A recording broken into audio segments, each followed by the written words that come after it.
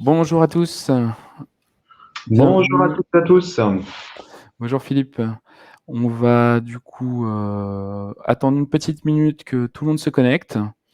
Donc n'hésitez pas, je le répéterai juste après, à poser vos questions. Vous avez un onglet questions. Vous pouvez d'ores et déjà les poser. On les traitera à la toute fin de l'événement. Et en attendant, on attend une petite minute que tout le monde se connecte avant de débuter.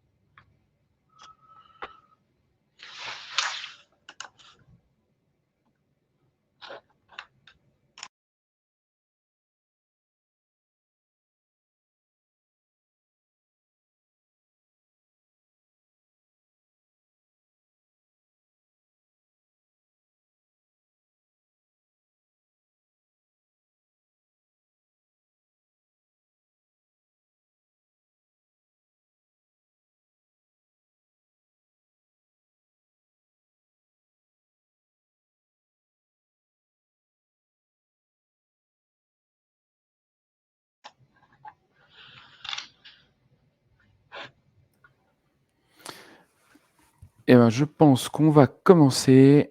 Merci à tous pour nous avoir rejoints, pour participer à ce webinaire. Donc aujourd'hui, on va vous parler d'une solution CLM, donc pour Certificate Lifecycle Management, édité par Digitalberry, en compagnie de son intégrateur ForMind, avec Philippe aujourd'hui présent. Donc, comme je disais juste avant, mais pour ceux qui nous ont rejoints entre-temps, vous avez un onglet questions sur le navigateur, donc vous avez à disposition. N'hésitez pas à poser toutes les questions que vous voulez, que ce soit sur votre contexte ou sur des sujets annexes qui vous intéressent.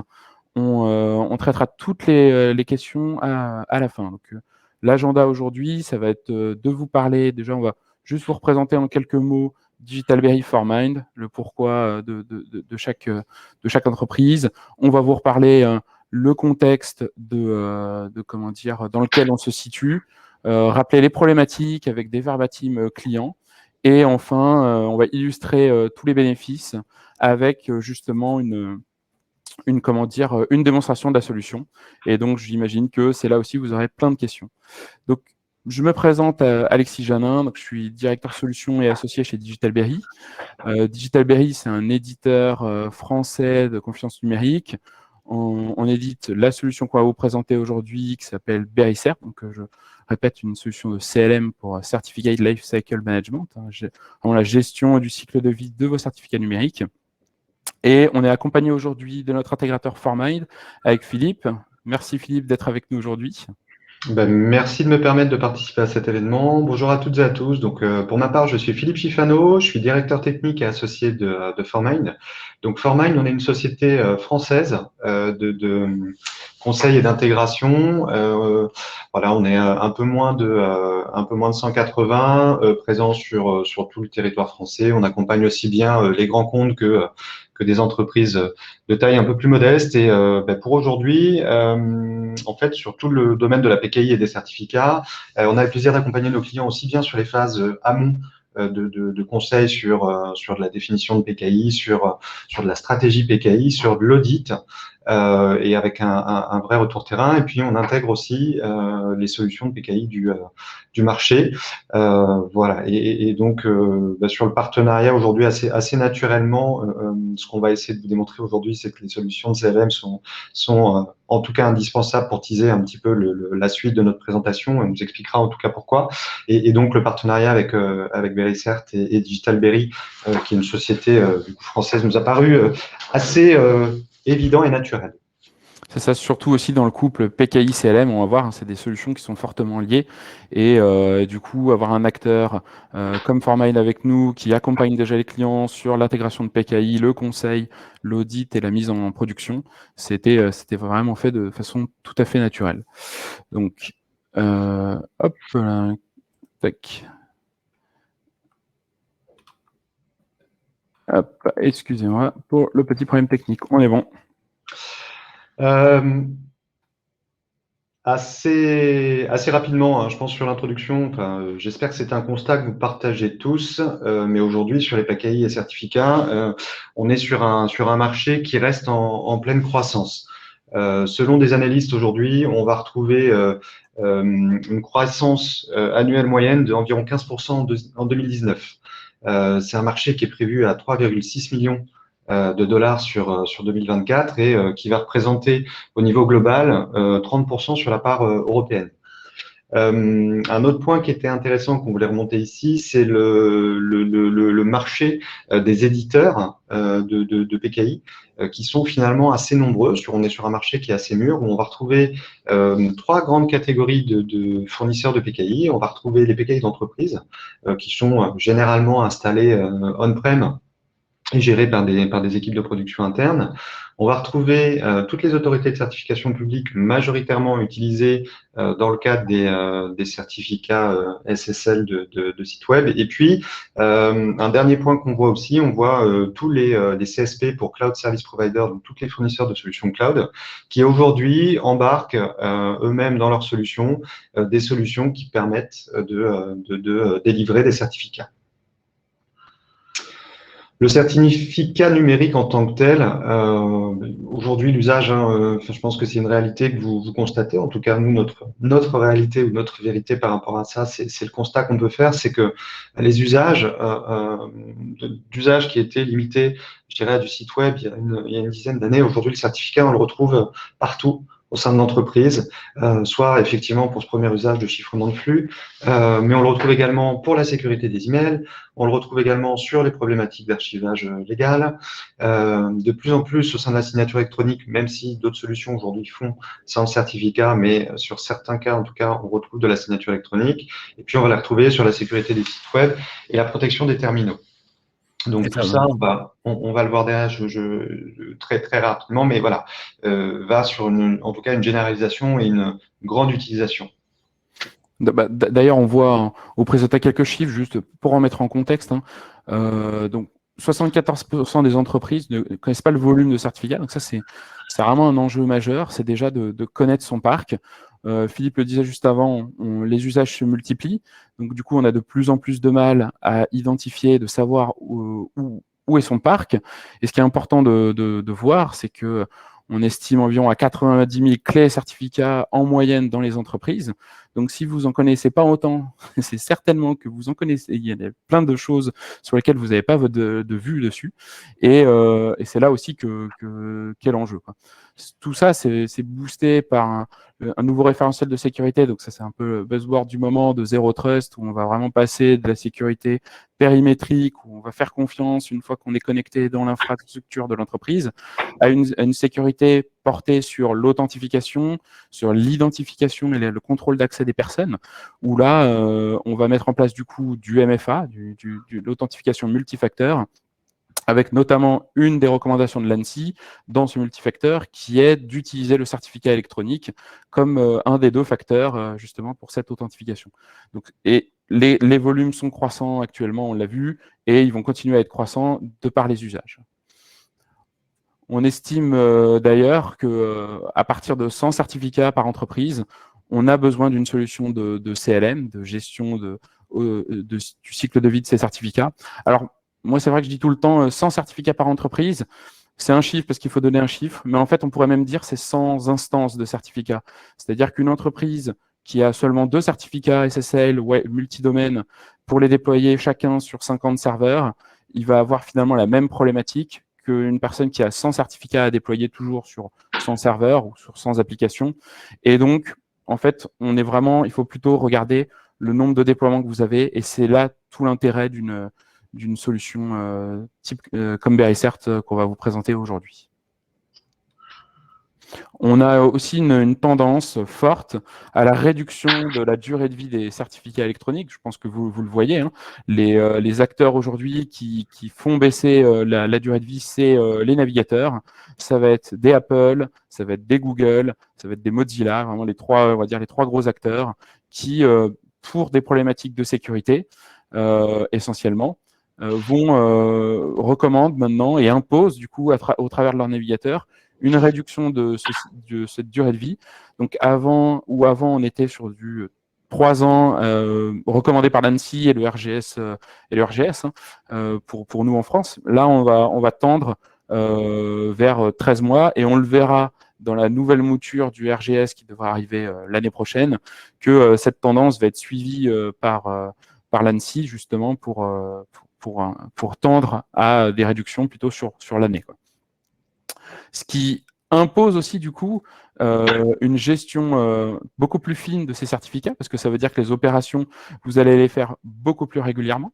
Donc ça peut avoir un certain avantage puisque du coup vous êtes plus habitué, mais en même temps le nombre est croissant, donc vous avez besoin de vous outiller, vous avez besoin de maîtriser votre parc pour éviter justement ce que 60% des entreprises subissent, c'est-à-dire une interruption de service liée à une expiration de certificat.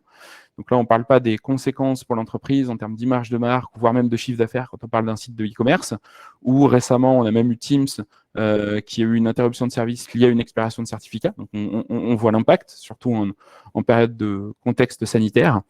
Et donc ça, c'est un chiffre qui est donné un peu pour illustrer aussi. Donc le coût que ça peut avoir, le coût moyen que ça peut avoir une interruption de service pour une entreprise. Donc voilà l'enjeu, voilà le contexte dans lequel on se positionne, et avec du coup des problématiques terrain qu'on illustre ici au travers justement de l'expertise de Formind et puis de son positionnement. Oui, globalement, ce qu'on voit, merci Alexis, ce qu'on voit effectivement sur les DSI, RSSI, ingénieurs PKI, je dirais toute équipe de support, voilà, on a aujourd'hui des équipes de support qui vont gérer tous leurs certificats avec Excel. Donc du coup, sur l'inventaire, on l'a vu avant que le nombre il est croissant. Donc sur l'inventaire, en tout cas des certificats qui sont manipulés, c'est toujours un petit peu compliqué. Voilà, est-ce que je vais dans la PKI? La PKI leur fait pas forcément l'interface qui va bien pour voir quels sont mes certificats. Sur une PKI publique, c'est pareil, c'est pas forcément les mêmes équipes. Donc cette gestion Excel, on atteint vite des limites, en tout cas sur une gestion des certificats par Excel.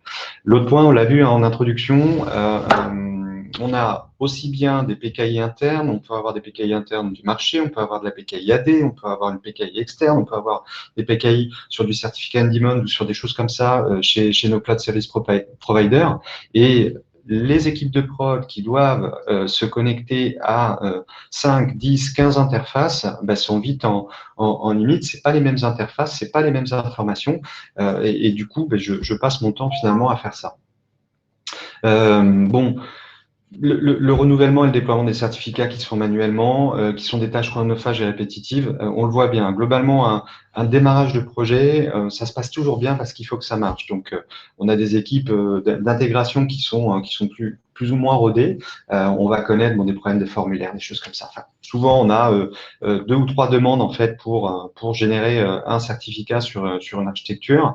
Et donc, ce qu'on voit au final, c'est que le renouvellement, qui est en général le plus problématique, les équipes ont changé, on ne sait plus quoi. C'est des tâches qui sont là pour le coup réalisées manuellement, avec les points qu'on a vus avant, qui génèrent du coup pas mal d'erreurs et qui en arrivent du coup au final au fait que je ne sais pas quel est mon nombre de certificats, quelle est leur qualité, et derrière d'où viennent ces certificats et qui génèrent du coup un vrai problème et qui a ouvert la voie à des outils de CLM comme Verisert. Peut-être juste pour tout le monde, n'hésitez pas si vous avez vos propres problématiques telles qu'on les décrit ici. Donc ça, c'est vraiment des verbatims de nos clients. C'est des choses qu'on nous a dites. N'hésitez pas dans les questions aussi à mettre vos verbatims. Si vous voulez qu'on les illustre avec des bénéfices, avec la solution pendant la présentation, ça sera avec plaisir qu'on fera l'exercice. Du coup, ce que vous allez découvrir dans cette démonstration, c'est finalement la réponse, les bénéfices d'un CLM par rapport à ces problématiques-là. Il y a plusieurs thèmes qui sont traités qui permettent de répondre. Donc, on a parlé justement de la dernière verbatim, je ne connais pas le nombre de certificats que j'ai. Tout ça, pour savoir ça, ça passe par de la découverte, de la cartographie de votre parc. Ça peut être de la cartographie. En premier lieu, on va synchroniser votre PKI. C'est vraiment l'asset, c'est vraiment votre usine à certificats. Donc, on va remonter tout ça dans une vue unifiée. Ça, c'est une première chose. On va aussi aller cartographier à l'aide de scans, que ce soit du réseau, que ce soit sur vos machines, pour faire le lien finalement entre ce que vous avez sur votre PKI et vos déploiements sur le réseau, sur vos applications. Donc ça, c'est via ça, vous allez connaître le nombre. Ensuite, je vois aussi un verbatim sur la qualité, où là, vraiment, on a besoin d'appliquer notre politique de sécurité, d'appliquer même des fois notre politique de certification, de la contrôler. Et l'audit de conformité, c'est vraiment quelque chose avec Bericert que vous allez comment dire, utiliser pour pouvoir piloter au-delà de l'expiration vos certificats. Parce que l'expiration, c'est une chose, mais si vous mettez en service des certificats qui ne sont pas conformes, vous aurez aussi des alertes de navigateurs, donc vous tomberez finalement dans les mêmes problèmes si on reste sur la partie plus certificat serveur. Et je ne parle pas des problématiques si vous faites de la signature, du coup, vous réalisez une signature invalide. On va aussi vous aider avec de la centralisation, du monitoring, de l'alerting. Hein. On va avoir traditionnel mail, mais pas que. Donc aussi des notifications internes pour être plus, on va dire, enfin, vous avertir de tout ce qui se passe. On va passer, donc, on va gérer du coup toutes des PKI internes ou externes. Donc toute la centralisation, elle prend son sens ici, c'est-à-dire que nous, on est l'intermédiaire avec tous vos PKI, que ça soit interne, externe, que ce soit des clouds publics. Et avant, du coup, c'était une usine à gaz parce que souvent, c'était des équipes différentes qui s'en occupaient. On n'avait pas du tout de lien entre des admins PKI ou nos experts sécurité en interne avec nos équipes d'exploitation ou de gestion d'application. On va recréer ce lien dans une interface unifiée pour pouvoir, du coup, simplifier la gestion, uniformiser la gestion. C'est pour ça qu'on va avoir besoin aussi de pouvoir approuver les demandes. Toutes les demandes vont passer dans une même interface, dans Bericert, et du coup, vos admins PKI, vos experts sécurité vont être là pour approuver les demandes, pour faire du contrôle quand c'est nécessaire. Et on va aller, donc on le voit là sur une autre verbatim, que le renouvellement et le déploiement actuellement se font manuellement, c'est des tâches chronophages et répétitives. Souvent, on a un ETP quasiment dédié à cette gestion-là. Nous, on va apporter justement l'automatisation du renouvellement et du déploiement, ce qui veut dire que vous allez avoir un gain énorme de productivité et pouvoir finalement réaffecter vos ressources sur Bericert, sur d'autres tâches qui sont plus, comment dire, importante et puis plus valorisante pour votre entreprise. Donc, on va basculer sur la démo. Je vais juste me remettre sur l'autre slide pour vous illustrer en même temps comment dire, les verbatims par rapport à des réponses concrètes de la solution. Donc là, je suis connecté sur Bericert, donc notre solution de CLM.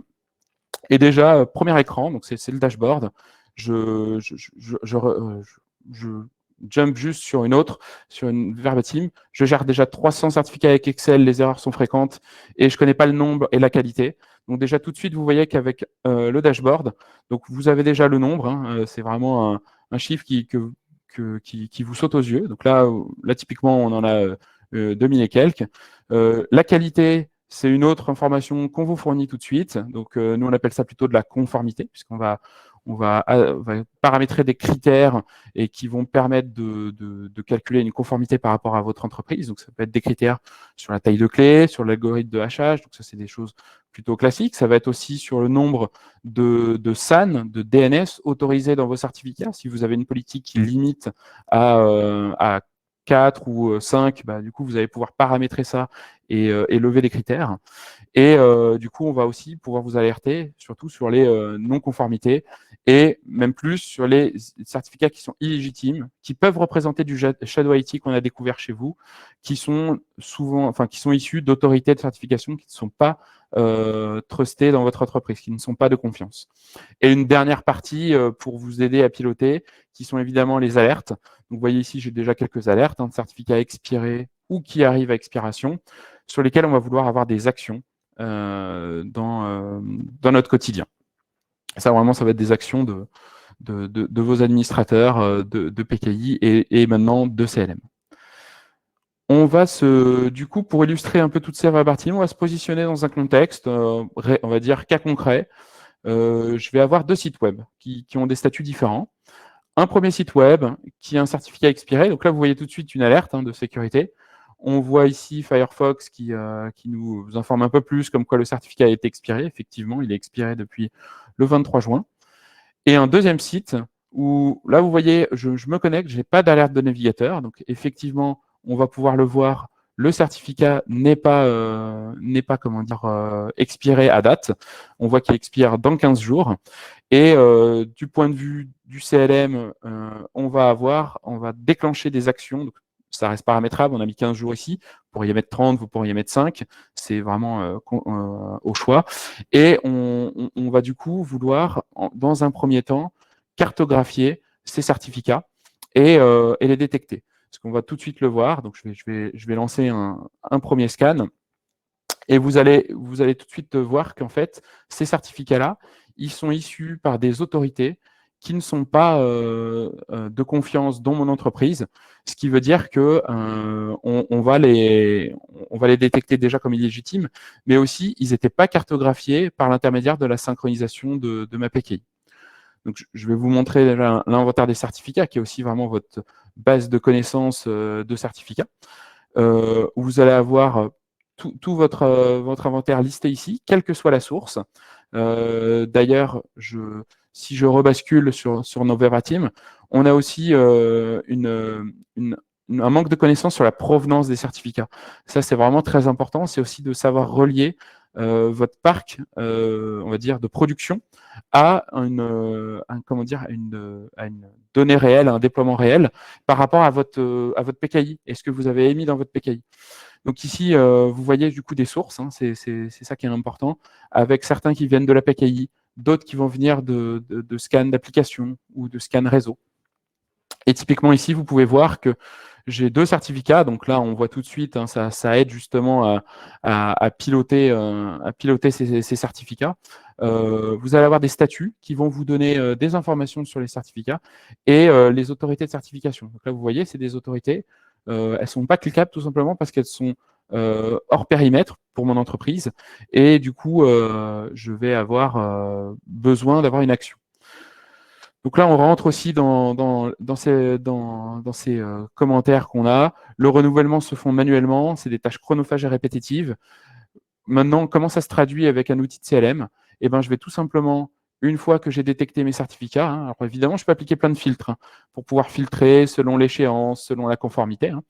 Donc ça vous aide à filtrer et à piloter plus facilement. Mais vous allez pouvoir aussi avoir des actions simples sur vos certificats. Là, je vais lancer un renouvellement puisqu'on voit que soit un est expiré, soit l'autre arrive à expiration. Et puis, je vais pouvoir choisir dans quel cadre je les renouvelle. Donc là, je suis en train de protéger un serveur web interne dans mon contexte, ce qui veut dire que je vais me connecter à une PKI interne. Ça pourrait être un serveur web externe, auquel cas je vais me connecter à une PKI externe. Donc ça, vous avez préparamétré. C'est là toute la simplicité qui est apportée ensuite à l'usage parce qu'on a déjà fait cette configuration, ou ça pourrait être du chiffrement ou de l'authentification. Donc là, je vais lancer ma demande de renouvellement justement pour des certificats, pour des serveurs web internes. Donc ça veut dire, je l'ai dit, on contacte notre PKI interne. Ça veut aussi dire que je vais présélectionner un gabarit qui correspond à des certificats SSL et je vais appliquer une politique de conformité BICERT qui est la mienne, qui est paramétrée dans cet usage. Donc, j'en ai pas parlé sur les scans. Je vois que justement, il y a des questions sur ce sujet-là. Les scans réseau, j'en ai pas parlé, c'est un autre type de scan, ça se fait sur tout type de port. Donc, on reviendra dessus plus précisément sur cette question-là à la fin pour détailler un peu. Donc, on voit maintenant que j'ai fait des demandes de renouvellement. Alors, attention, ce que je disais tout à l'heure, on va passer par approbation puisqu'on va mettre cette solution accessible de nos exploitants, soit en direct, soit au travers d'autres interfaces que vous avez chez vous et auxquelles on va brancher BICERT. Et du coup, je vais vouloir avoir une approbation. Donc, j'ai le choix. Hein, soit je le fais de manière en masse, en les sectionnant, soit je peux les faire aussi de manière unitaire. Donc là, pour une fois, je vais changer un peu. Je vais les lancer de manière unitaire. Et du coup, cette approbation va être traitée pour ensuite, pousser vos certificats. Et donc là, vos CSR, vous avez justement vous pouvez avoir le détail des CSR pour contrôler quel est le contenu avant d'approuver. C'est vraiment les actions que vont faire vos administrateurs de PKI. Et une fois du coup que c'est approuvé, donc voilà, on passe dans un statut approuvé, où là, on a poussé le certificat auprès de la PKI, et maintenant, je vais vouloir aller vérifier le certificat pour voir s'il a été signé par la PKI. Encore une fois, si vous avez des processus qui vous imposent des validations côté PKI, Verisert attendra cette validation. Ça peut être des contextes aussi RGS où vous allez vouloir mettre plusieurs validations et attendra la validation pour récupérer le certificat. Donc, moi, je les ai forcés ici pour que ça aille un petit peu plus vite. Donc, si on regarde, voilà, on est passé dans un statut signé, ce qui veut dire que les certificats ont été récupérés. Et maintenant, en basculant justement rebasculant sur notre inventaire, on peut voir justement que les deux certificats ont été émis. On parlait tout à l'heure de la qualité des certificats. Donc, je vous en ai parlé avec le dashboard, mais de façon bien plus concrète. Vous voyez que sur l'inventaire, vous avez des scores qui sont calculés selon la politique et selon les critères que vous définissez pour piloter encore plus finement vos certificats. Donc, vous voyez par exemple que j'ai des certificats ici qui avaient perdu pas mal de scores parce qu'ils étaient expirés ou qu'ils étaient émis par une AC non reconnue. J'en ai d'autres, par exemple, qui ont 100% de score parce qu'ils respectent tous mes critères. Ou encore d'autres qui, par exemple, donc là un petit peu plus grave, qui utilisent des clés publiques identiques à d'autres certificats issus par ma PKI. Donc ça peut être des mauvaises pratiques aussi qui peuvent avoir des impacts métiers pour vous. Et vous voyez que c'est des scores qui se calculent au fur et à mesure de la vie du produit, au fur et à mesure du temps. Donc vous n'avez pas d'action particulière à lancer. Hein. C'est quelque chose qui vient toutes les 5 minutes. Donc là, c'est 5 minutes, c'est paramétrable. Donc voilà. On affiche d'autres informations comme le statut. Donc vous voyez, ici, on a émis un certificat. C'est pour ça que vous voyez le statut émis. Et à ce moment-là, vous pensez avoir fait le job parce que vous avez renouvelé votre certificat, mais manque de bol, en fait, ce certificat, il devait être déployé et mis en service dans des applications. Et c'est là aussi dont on parlait un peu dans les douleurs qu'ont les clients. Je pense, vous nous le direz aussi dans les questions, peut-être c'est des douleurs que vous avez, de faire le lien entre un certificat que j'ai renouvelé et son déploiement. Surtout quand on est dans des certificats qui sont déployés sur plusieurs applications. Et le gros avantage et le gros bénéfice que vous avez avec Verisert, c'est que nous, on connaît déjà ces liens. Et quand je vais lancer un déploiement, je vais vous le lancer là tout de suite, vous allez voir déjà, c'est plus du tout une tâche chronophage. Hein, maintenant, on est dans la nouvelle génération. Et déployer un certificat, c'est 2 clics. Je clique sur déployer. On a mis une petite protection hein, pour être sûr, parce que du coup, derrière, on a quand même un déploiement et une mise en service. Vous pouvez aussi contrôler la mise en service et la faire vous-même en fonction de votre contexte. Hein. Et le déploiement, maintenant, c'est aussi simple que ça. Je clique sur 2 boutons et mes certificats sont déployés. Qu'est-ce que ça veut dire déployer? Ça veut dire que je les mets en service. Ça veut dire que mon application va le prendre en compte. Et si maintenant je recharge mon navigateur, vous voyez que je passe d'une alerte de certificat à maintenant un certificat valide. Et derrière, hein, pour vous montrer que ce n'est pas juste une démo, c'est la réalité, hein, ce que je suis en train de vous montrer, on voit que le certificat expire le 8 juillet prochain, puisque là, on a un gabarit à 2 ans.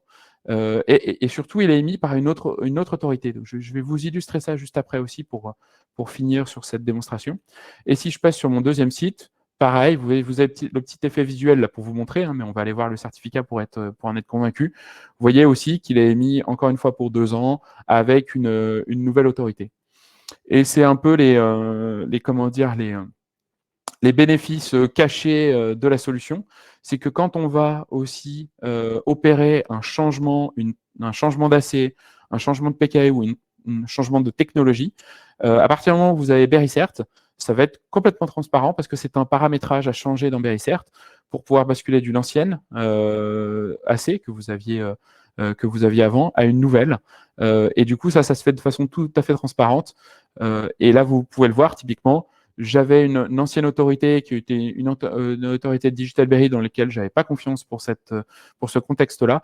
Et j'ai basculé sur une nouvelle autorité, qui est en l'occurrence ici une autorité Microsoft, qui m'a permis d'émettre 2 certificats à l'image des précédents, mais sur une nouvelle autorité. Voilà un peu pour la démonstration. Je vais laisser un peu de place pour les questions. Je ne sais pas si Philippe, tu voulais faire un petit commentaire sur tout ce qu'on a dit là. C'était parfait. Merci beaucoup, Alexis. Donc, je vois qu'on a déjà pas mal de questions. Avant de passer aux questions, donc n'hésitez pas hein, à renseigner. Donc, nous, avec Philippe, on sera là tant que vous êtes là. On va répondre à toutes vos questions. Petite mention, petite chose que j'ai oublié de vous dire, parce que c'est une news Digitalberry de cette semaine. On est référencé au catalogue UGAP depuis cette semaine. Donc, le catalogue met donc, sur le marché multi-éditeur. Le marché met un peu de temps, enfin la liste, on va dire, met un peu de temps à se mettre à jour. Donc, si vous avez cette contrainte, et je sais que certains qui sont connectés aujourd'hui l'ont, eh ben, sachez qu'on peut déjà y répondre. La liste sera à jour, on nous dit, environ vers septembre. Donc voilà, comment dire, n'hésitez pas, du coup, ça ne doit pas être un frein.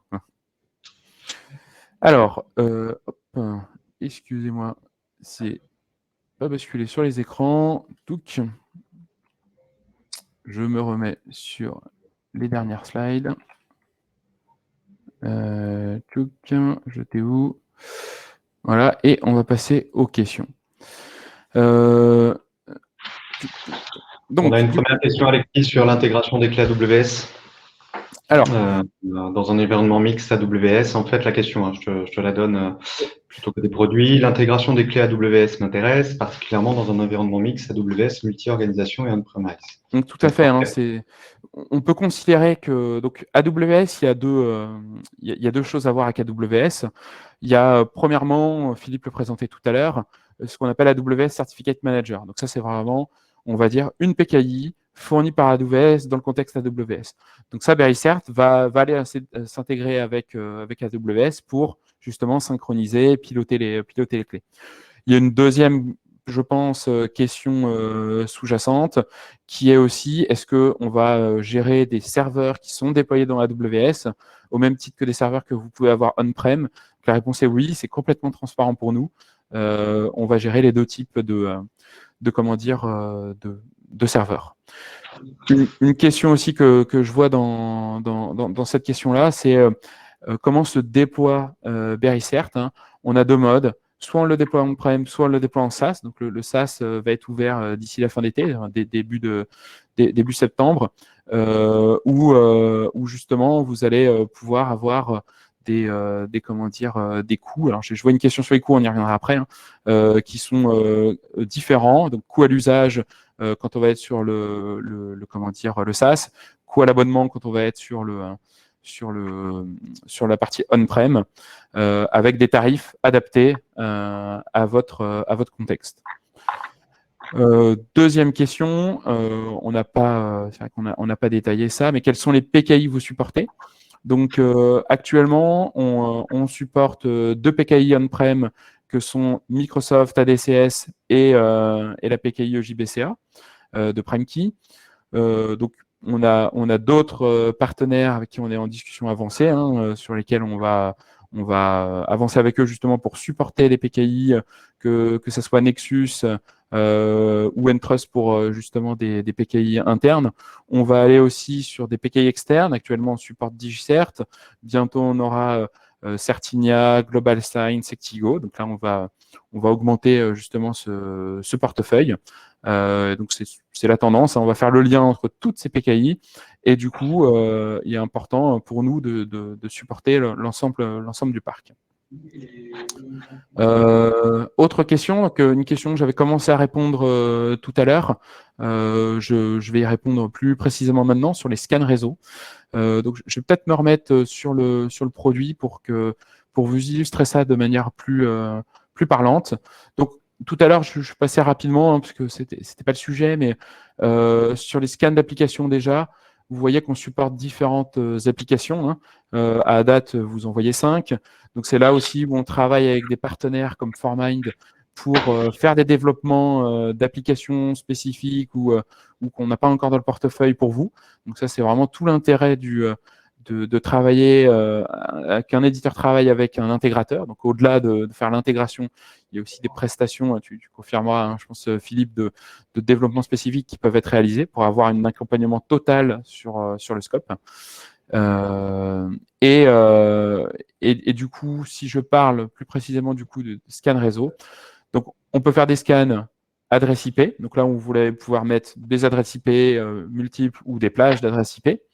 Mais évidemment, vous allez pouvoir aussi faire des scans FQDN. Donc là, en vous donnant par exemple, voilà, je prends DigitalBerry. Donc vous voyez un certain nombre de sites qui ont été trouvés, puisque j'ai fait une recherche, on va dire, large. Et la question derrière aussi, comment on fait ce scan? Donc c'est effectivement sur le port HTTPS, et vous allez pouvoir donner tous les ports que vous souhaitez. Donc par défaut, on fait sur le port 443. Donc ça, c'est bien quand on fait des scans sur l'extérieur, parce que c'est le port majoritaire utilisé. Mais quand on fait des scans sur vos infrastructures en interne, vous allez vouloir renseigner évidemment le 8443 qui est aussi très commun, d'autres, hein, le 18443, que, du coup, quand on a le 8000 les prix, on prend l'autre, et, etc., etc. Donc vous-même, vous connaissez des ports. Donc on a fait comment dire, ces audits chez des clients où on avait une liste de 15-16 ports qui étaient les plus communs qu'on mettait dans nos scans, qui nous permettaient justement de remonter un certain nombre de certificats. Et typiquement, je pense à ce client-là. Lui, il avait une vue sur il nous disait une cinquantaine d'instances de son certificat wildcard déployé, et on en a trouvé 143. Et vous voyez vraiment la différence entre ce qu'on pense savoir et la réalité des choses. Et c'est pour ça qu'il est vraiment très important de programmer des scans. Hein. Donc, j'en parle pas ici, hein, mais vous pouvez les programmer, hein, en tâches périodiques pour que ça s'exécute régulièrement, une fois par mois, toutes les minutes, c'est vraiment au choix. Et du coup, voilà. Autre commentaire sur le serveur de rebond, parce que je sais que c'est une contrainte pour beaucoup d'entre vous. Quand on va lancer des scans réseau, on ne va pas les lancer depuis Berrycert. Alors, par défaut, on les lance depuis Berrycert, hein, si c'est possible. Mais si on doit accéder à des infrastructures réseau qui sont un peu plus protégées, on va pouvoir passer par des serveurs de remont pour avoir un seul flux maîtrisé vers un autre serveur pour ensuite lancer le scan. Donc, j'espère que ça répond à votre question. N'hésitez pas à mettre une nouvelle question là-dessus si comment dire, si j'ai pas été complet.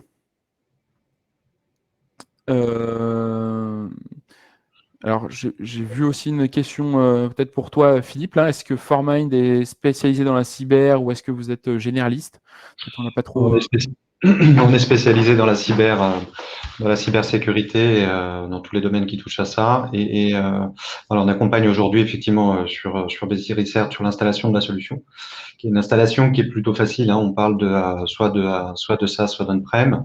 Sur l'on-prem, on va être sur ce qu'on fait sur de l'appliance aujourd'hui en mode appliance, et sur la configuration, comme vous l'avez vu, hein, l'interface est plutôt claire, plutôt simple à configurer.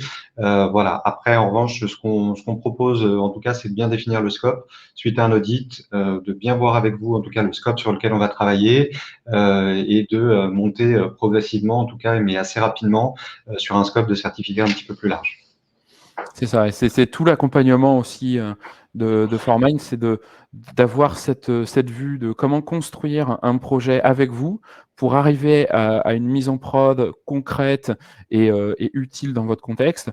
Et donc, on passera souvent par de l'audit, par de la découverte de contexte, ensuite par de la définition de cible, pour ensuite faire la mise en production. Donc ça, c'est vraiment tout l'accompagnement de Formind dont vous allez pouvoir bénéficier. Autre question, donc les questions s'enchaînent, je vais essayer d'enchaîner un petit peu les questions. Comment gérez-vous techniquement le déploiement? Donc, je complète la question, je pense. Comment on fait techniquement, je pense, le déploiement de nos agents? Alors, il y a peut-être deux questions, donc je ne vais pas prendre parti. Donc, sur le déploiement, tu as répondu, je pense, Philippe. Donc c'est Virtual Appliance. Derrière, effectivement, c'est comment ton certificat finalement, comment tu pilotes en fait l'application et le serveur surtout pour y déployer le certificat. C'est comme ça que je voyais la question. Donc il y a deux manières de faire. Donc soit vous voulez la solution la plus simple pour vos utilisateurs, la plus simple, on va dire, d'un point de vue utilisation. Et c'est nous qui poussons on va dire des agents, je reviens juste sur le mot après, qui vont permettre de faire l'ensemble des tâches nécessaires. C'est une première solution. Beaucoup d'entre vous me diront, mais on a des problématiques, encore une fois, de flux réseau. Je suis en architecture 3 tiers, vous êtes en tiers 3, vous devez accéder en tiers 2, c'est pas possible ce schéma-là. Et donc là, la deuxième réponse va répondre dans ce cas-là, où on va vous donner ces agents que vous allez pouvoir déployer sur vos machines pour bénéficier de la solution Berrycert. Je reviens juste sur le mot agent, parce que je l'utilise parce que c'est facile à comprendre, mais moi, j'aime pas du tout ce terme-là, ça ne nous correspond pas. Nous, un agent, comme tel qu'on l'imagine, c'est un démon ou un service qui tourne en permanence sur vos serveurs. Nous, c'est pas du tout le cas. C'est un utilitaire en ligne de commande que vous-même, vous planifiez quand vous êtes dans un mode de déploiement où vous le déployez vous-même. Vous le planifiez à récurrence, à fréquence que vous définissez, ce qui veut dire que si vous voulez qu'il s'exécute toutes les 30 minutes, c'est votre choix. La solution marchera du coup à ce rythme-là. Si vous voulez que ce soit 5 minutes, c'est pareil, c'est votre choix. Et là, c'est vraiment complètement ouvert. Et vous pouvez les déployer avec vos outils tels que Ansible, Chef, Puppet, peu importe les outils que vous avez. Et donc là encore, je pense qu'il y a de l'expertise côté Formine pour vous accompagner sur ces sujets-là. Et donc voilà. Donc en plus, c'est des outils utilitaires en ligne de commande qui sont auditables. Donc vraiment, vous savez ce qui s'exécute sur vos machines. On ne consomme pas de ressources on consomme pas de ressources qui ne sont pas nécessaires. Donc voilà, voilà, petit commentaire là-dessus, quoi. Autre question, je les prends dans l'ordre. Hein. Le management du cycle de vie comprend-il aussi la révocation et le renouvellement en cas de compromission? Alors, tout à fait. Je rebascule une nouvelle fois sur comment dire, sur la solution. Ici, vous voyez que j'ai fait différentes opérations hein, de renouvellement et de révocation et de déploiement. Mais je pourrais aussi très bien révoquer un certificat hein, et donc choisir, selon la RFC, les différentes causes possibles de ce certificat-là. Dans mon cas ici, je suis dans un cas de demande à validation. Donc ici, j'irai sur des demandes à valider de révocation. Et donc, effectivement, on gère ça. Ça peut être aussi lié à des conformités, à des non-conformités, où là, vous n'allez pas vouloir potentiellement renouveler, mais révoquer. Donc là, effectivement, on gère ce cas de révocation et de comment dire, de renouvellement. Après, Alexis, je dirais une révocation, renouvellement courant, effectivement, je pense qu'il faut utiliser Berrycert sur une révocation, ou en tout cas sur la partie renouvellement en cas de compromission. Peut-être que la compromission peut nécessiter des opérations un peu plus manuelles, justement du fait de la compromission. Mais en revanche, c'est bien tout l'intérêt hein, sur ce renouvellement d'automatiser ça sur un renouvellement courant avec ça. un outil Berrycert. On a certains critères qui peuvent aider dans la compromission. Par exemple, on en voyait un tout à l'heure d'une clé publique qui est utilisée plusieurs fois. Donc ça, en général, ça peut être lié à une compromission. Et donc, il y a des outils dans Berrycert qui vous aident justement à piloter, à détecter, à améliorer votre détection de la compromission. Je prends la prochaine question. Du coup, comment Berrycert connaît les actions à effectuer pour le déploiement? Alors, donc effectivement, hein, je veux dire, il n'y a pas de magie. Hein. Il y a juste comment dire, d'enchaîner les actions dans un ordre intelligent pour qu'ensuite on soit capable de faire les choses simplement. Comment ça s'est passé dans la démonstration que je vous ai montrée? Tout s'est passé finalement au moment du scan d'application que j'ai lancé. Je vais revenir dessus pour vous montrer les dessous, on va dire. Ici, quand j'ai lancé une tâche de scan d'application, je vais revenir dessus, j'ai fait plusieurs choses en fait. J'ai choisi le serveur sur lequel j'allais me connecter et sur lequel il y avait l'application en question, qui est en l'occurrence une application Apache. Mais j'ai pas fait que ça, parce que ça pourrait relever de la magie. J'ai aussi donné le chemin de configuration, parce que dans votre contexte, vous avez installé Apache d'une certaine manière. Hein, chacun l'installe de ses propres façons. Et d'ailleurs, des fois, c'est même différent entre les serveurs. Du coup, ici, vous allez pouvoir renseigner où est-ce que se trouve la configuration principale pour que nous, derrière, on puisse pouvoir analyser toute cette configuration et même les configurations incluses dans celle-là pour trouver toutes les directives, hein, si on parle Apache, qui correspondent à des certificats et des clés. Donc ici, on fait le lien avec les certificats, les clés et les serveurs qui sont déployés. Et ensuite, derrière, on a une commande de rechargement ou de redémarrage en fonction de si vous faites du renouvellement de certificat ou du renouvellement de clés, qui va permettre aussi de s'adapter à votre contexte. Vous voyez ici, il y a une commande, on va dire, standard.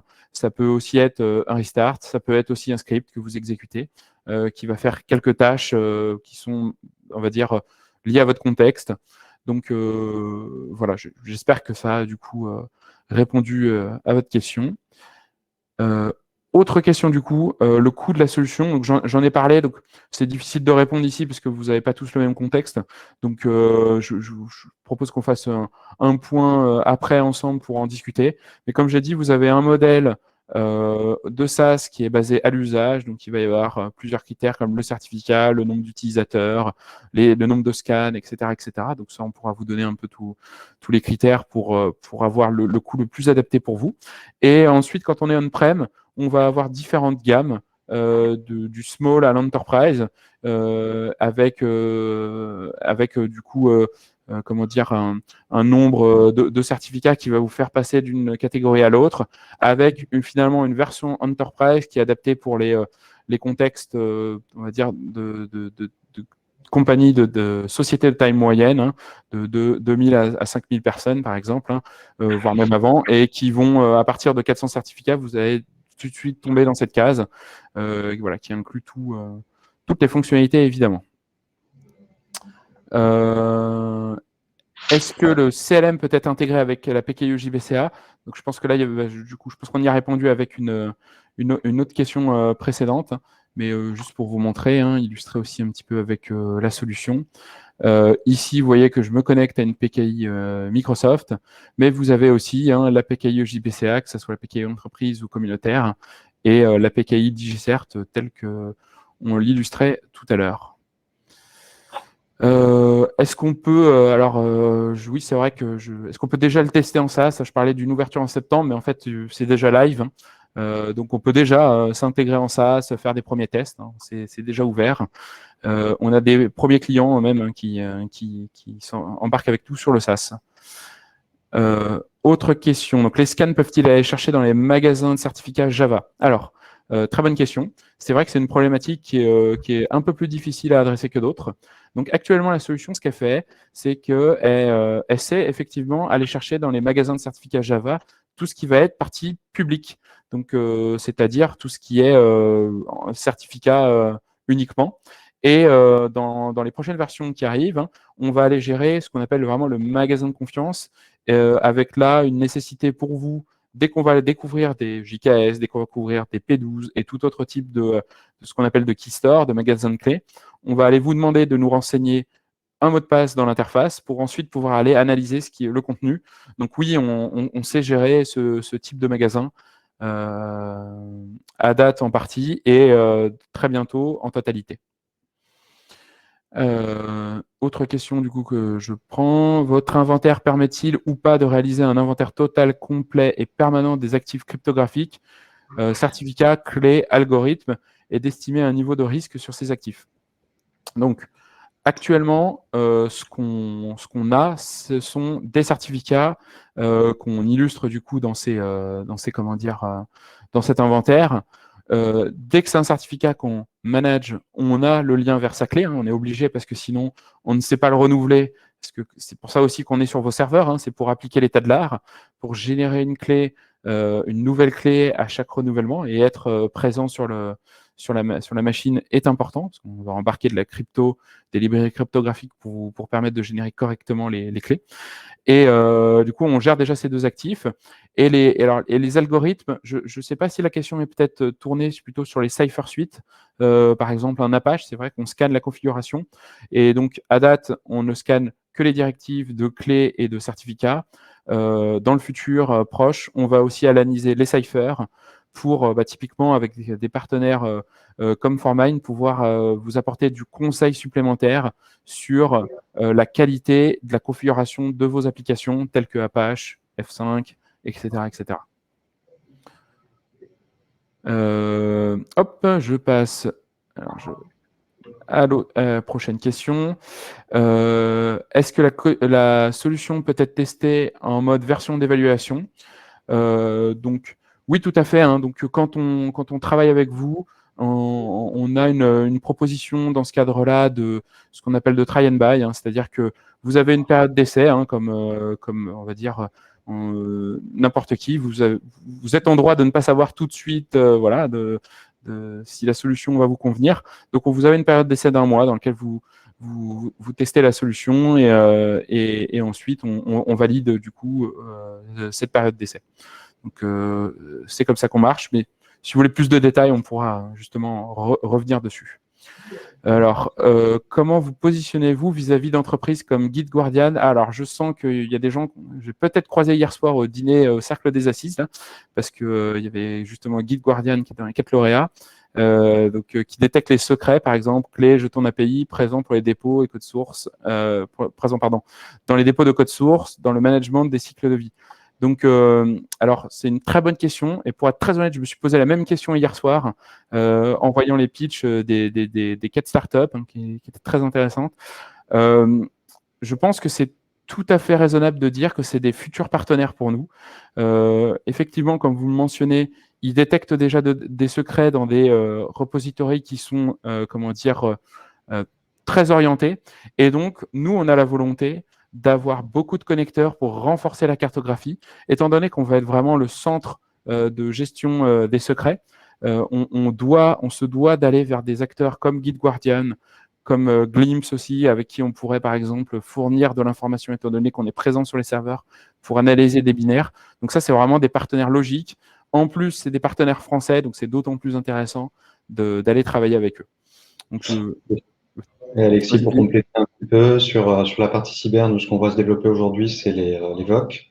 Alors, on connaît tous les SOC qui sont les Security Operations Center, qui sont là pour réagir, monitorer, détecter des alertes. Et aujourd'hui, en fait, ce qui se développe aussi, ce sont des VOC, et c'est une des raisons aussi pour lesquelles on a discuté ensemble, hein. Donc, les VOC sont les Vulnerability Operations Center, et qui donc, du coup, sont des outils ou des tours de contrôle qui vont permettre de voir les différentes vulnérabilités, qu'elles soient sur des certificats serveurs, ou sur des certificats comme peut le faire Berecert, ou sur effectivement du code, ou enfin des repos, ou toute autre chose globalement qui présente. Donc l'idée, c'est le marché va bien là, effectivement, avec des outils spécialistes dans leur domaine. Là, en l'occurrence, pour Berecert, certificat Guide Guardian plutôt sur du Git, mais avec une consolidation de tous ces résultats pour traiter la vulne en général. Tout à fait. Donc c'est vrai qu'il y a plein de manières de renforcer et on va aller chercher des partenaires technologiques pour apporter des nouvelles fonctionnalités très orientées. Donc, si vous avez déjà Guide Guardian et que vous voulez devenir client Berecert, c'est quelque chose sur lequel on peut travailler rapidement pour justement apporter cette fonctionnalité. Autre question, alors ça me fait penser justement avec la question qu'il y a un aspect dont je n'ai pas du tout parlé. Y a-t-il une fonctionnalité d'import de scan d'autres outils réseau comme Nmap ou outils similaires? Donc, c'est une solution qui est full API REST, Berecert. Ce qui veut dire que tout ce que je vous ai montré sur l'interface, vous pouvez le faire en API REST. L'avantage, c'est que c'est très simple, hein, l'API REST. Et il y a notamment une fonction d'import de certificats. Donc là, vous la voyez déjà sur l'écran, hein, ici. Hein. Vous pouvez importer un certificat manuellement, mais ce qui veut dire que vous avez aussi l'API qui est derrière. Et donc, il est très facile de scripter une sortie de Nmap ou d'un autre outil pour remonter les informations dans Berecert. Donc ça, c'est prévu, des clients qui le font déjà hein, pour remonter sur des applications spécifiques ou des PKI maison comme OpenSSL, remonter tout le certificat sur Berecert. Je prends les autres questions. Donc, je vous remercie hein, tous pour toutes les questions. Je vois qu'il y a eu un bon enthousiasme sur la présentation. Donc, un grand merci à vous. On va vraiment répondre à toutes vos questions. Donc, désolé, je les prends dans l'ordre. Hein. Désolé si vous avez posé en dernier. On va revenir dessus. Comment est gérée l'authentification administrateur à la solution Berecert pour la gestion des certificats? Très bonne question. Est-ce qu'elle repose sur les comptes d'administration déjà configurés dans les PKI externes, internes utilisés par l'entreprise? Alors, j'en ai pas du tout parlé, hein, c'est vrai. Donc, il y a 3 manières de se connecter à Berecert. Première manière, vous avez des comptes locaux. Donc ça, on va dire que c'est la solution plutôt pour le test, plutôt pour on va dire quand on va vouloir simplement tester la solution, où là, vous allez pouvoir vous authentifier soit par login mot de passe, soit par certificat. Vous allez aussi pouvoir vous synchroniser, enfin plutôt authentifier par rapport à un annuaire AD ou LDAP, donc qui va vous permettre de faire le lien entre des utilisateurs qui ont des groupes, qui sont membres de groupes AD ou LDAP, avec des rôles dans Bericert. Donc ça, c'est du paramétrage à l'installation de la solution. Et là, c'est tout le conseil ForMind aussi intervient sur ce sujet-là pour dire comment faire ce lien-là. Et une dernière manière, on va s'intégrer avec des IDP en SAML V2 ou en OpenID Connect pour vous permettre du coup de bénéficier de votre gestion centralisée des accès, surtout dans un contexte Zero Trust. On va vous permettre de répondre aux recommandations de l'ANSI. Et du coup, pour répondre à la deuxième question qui était est-ce qu'on peut utiliser les comptes d'administration déjà configurés dans les PKI internes ou externes? La réponse est oui, s'ils étaient bien intégrés avec des IDP, parce que comment dire, l'identité et l'authentification de la personne est unique. C'est seulement le contrôle d'accès qu'on va consommer de façon supplémentaire. Et donc, on ne va pas générer une identité nouvelle. Voilà. Autre question, mais je pense qu'on a déjà répondu. Pour le scan, qu'est-ce que le serveur de rebond? Je pense que là, on y a répondu tout à l'heure. C'est un serveur par lequel on va pouvoir passer pour lancer la connexion, l'authentification, la connexion TLS, pour éviter que le flux parte de Bericert, qui en général va être en tier 3, alors qu'on veut scanner des réseaux en tier 2. Donc ça, c'est vraiment la grosse utilité. Alors, je pense qu'on avait parlé, je pense que c'est intéressant peut-être, Philippe, que tu reviennes dessus. Là. Quel est le scope of work d'accompagnement de ForMind? Et est-ce qu'il couvre du cadrage de besoins au déploiement ou c'est juste installation, intégration de Bericert? De la cave au plafond, plutôt. On a de l'expertise aujourd'hui, comme je le disais en intro, aussi bien sur les phases de conseil amont, sur la rédaction de politique de certification, sur de l'audit, justement, qui peut être facilité par Bericert, avec toutes les fonctionnalités de scan, sur les processus aussi, puisque là, on a parlé beaucoup d'outils, mais derrière, on a quand même un point qui est toujours important de traiter, c'est l'ensemble des processus, même si ça simplifie beaucoup. Les équipes qui sont derrière, c'est important. Et bien sûr, on accompagne ensuite sur la mise en œuvre de Bericert et puis tout l'accompagnement derrière, puisque là, ça va être un gros révélateur. Et il y a souvent quelques actions à mener, ou en tout cas des actions à mener, ou de l'accompagnement au changement à faire derrière.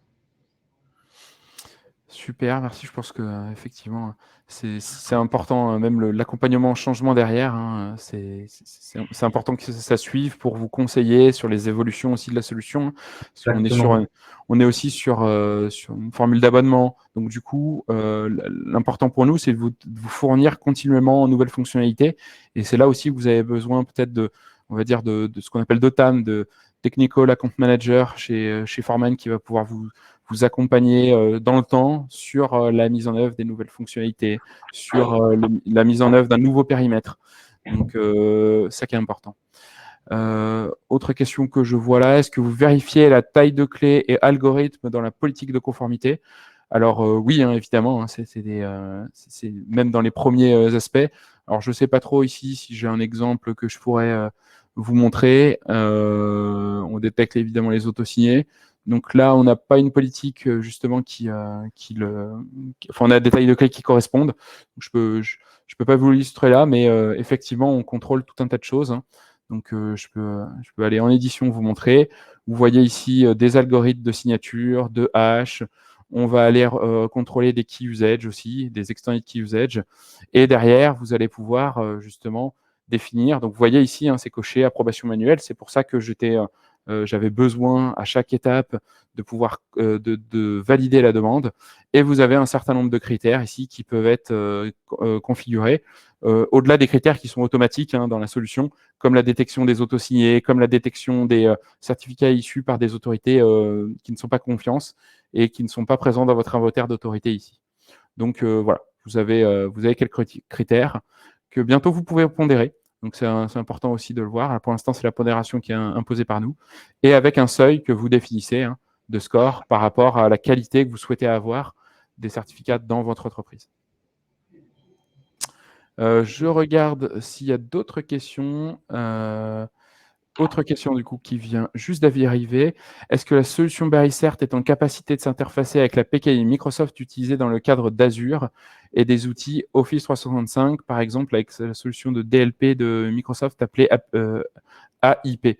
Alors, je ne suis pas sûr de savoir répondre. Donc, si c'est une PKI, on va dire classique, ADCS, Active Directory Certificate Services, la réponse est oui. Si on parle de Azure Key Vault, la réponse n'est pas encore, mais bientôt. Donc, Azure Key Vault, qui est l'équivalent d'AWS Certificate Manager. Voilà. Et s'il y en a une autre, peut-être que je ne l'ai pas en tête, mais ça serait intéressant d'en discuter ensemble, effectivement. De toute façon, si c'est une PKI, c'est une volonté pour nous d'aller la supporter. Donc, c'est on va dire la réponse générique. Donc voilà, n'hésitez pas à refaire un petit commentaire si jamais je voulais que je sois plus précis ou si j'ai apporté la réponse dans les deux questions. Hop. C'était bien le Keyvolt de Microsoft. Ouais, c'est le Key Vault, d'accord. Donc ça m'a, il y a plusieurs, plusieurs, enfin comment dire, petits noms que je connaissais pas forcément. Donc du coup, c'est pour ça que voilà. C'est au même plan que AWS Certificate Manager. Donc oui, ça rentre dans le scope de Berrycert. Je ne sais pas si on avait relevé la question ou pas. On m'indique que je l'avais loupé là. On est tout traité, il me semble, Alexis. Est-ce que c'est complexe à installer et configurer? Comment l'intégrateur nous accompagne? Je ne sais pas si on avait répondu. Si, on Si. en a parlé tout à l'heure. Donc, sur le côté Il y SaaS, on-prem, appliance, voilà, et sur l'accompagnement, surtout derrière, pour moi, en fait, un Berrycert, on le voit bien, c'est qu'un début, c'est que le début de l'histoire. Donc, c'est un outil qui va justement résoudre déjà pas mal de points, comme on l'a vu sur les processus, sur ces incidents de prod, enfin, tous les verbatims qu'on a vus tout à l'heure. Et en fait, c'est derrière cette histoire à continuer et justement repartir sur des bases saines et améliorer toute l'exploitation des certificats et des clés associées derrière. Pour moi, c'est vraiment là où notre accompagnement sur la base de votre outil prend toute sa valeur. Et du coup, je réponds. J'ai vu une question qu'on avait loupée, donc j'y réponds juste. Et je vois que on arrive au bout des questions. Donc la question, c'est peut-on gérer des périmètres cloisonnés pour des services BU différentes ou des filiales? Donc j'en ai pas du tout, j'ai pas du tout illustré ça. Donc là, ce que vous voyez en gras ici, en fait, c'est l'organisation dans laquelle je suis connecté. Et vous pouvez changer d'organisation. C'est un cloisonnement logique. Et si je vais voir ici, vous voyez ici, j'ai différentes organisations dans lesquelles je peux avoir des rôles différents. Donc si je suis administrateur, c'est pour ça que je peux faire un peu toutes les étapes. C'est paramétrable, hein. Vous pouvez être utilisateur, vous pouvez être auditeur, vous pouvez être autorité d'enregistrement, autorité de révocation, autorité de recouvrement aussi, si jamais vous utilisez Berrycert comme autorité de séquestre, donc qui est aussi une fonctionnalité possible. Donc voilà pour la réponse. Donc oui, on peut gérer les BU, les filiales, on peut les découper, que ça soit via des organisations, soit via des droits. Voilà. Donc, je pense qu'on a fait le tour des questions. Un grand merci à tout le monde pour l'intérêt, pour votre présence aujourd'hui. Ce qu'on vous propose avec Philippe, c'est et puis et vous aussi de se recontacter par la suite, comment dire, je vais vous remettre nos coordonnées si vous n'avez pas eu le temps de les noter. N'hésitez pas à nous appeler par téléphone. Dernier webinaire, juste après le webinaire, on était au téléphone avec plusieurs clients. Donc n'hésitez pas, on répond à vos questions. Si c'est un intérêt aussi pour vous, on peut faire un rendez-vous particulier sur votre contexte pour répondre plus précisément, faire des démonstrations plus adaptées, avoir aussi avec Formind l'accompagnement plus particulier sur d'autres aspects qu'on pourrait avoir. Et Philippe, je te laisse le mot de la fin du coup. Le mot de la fin, je ne sais pas. En tout cas, déjà, encore une fois, merci de m'avoir permis de participer à ce webinaire. Comme vous l'aurez compris, Pour Digital Berry, c'est évident, mais nous aussi, on croit vraiment à l'importance et à l'utilité des outils type BerryCert qui vont vraiment en fait se généraliser demain au sein des entreprises et vraiment vous aider à gérer vos certificats et à rendre en fait la gestion le plus transparente possible. Donc, nous restons bien évidemment à votre disposition pour un POC, pour une étude, pour une démo, comme l'a dit Alexis, et pour aller plus loin si besoin. Eh ben, un grand merci à vous et à bientôt. Merci beaucoup.